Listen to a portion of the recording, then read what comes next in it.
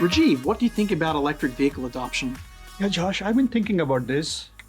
And zero emission transportation is at a tipping point with the EV adoption. And when you come to think about it, US utilities have not seen this type of load growth since the 1920s.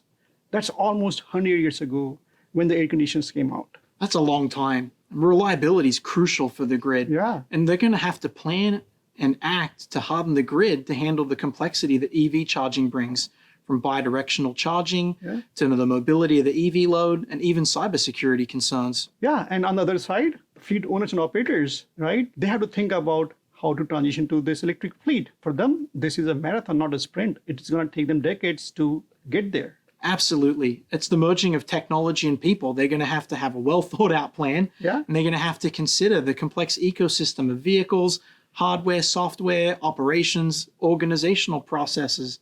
So what do you think is the future of zero emissions transportation? Oh, Rajiv, I think we're in for some exciting times in the future. I see advancements in battery technology, improving the range that electric vehicles can travel, and also reducing the charge time that it takes to get them back on the road.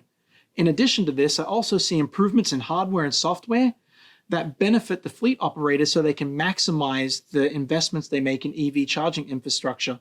And I believe that will also benefit the grid operators as well. Yeah, I think you're right. I think the market volume of the EV adoption is going to go up with the improvement in the charging infrastructure. So much money coming from state and federal governments, and the OEMs pushing more and more EV models to the market.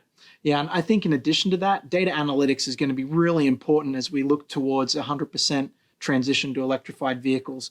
We're going to have to collect that data and use it to inform what a good transition looks like so that we can be successful. Yeah, and I think based on that, fleets will transition to electric once the technology becomes better and charging infrastructure is there.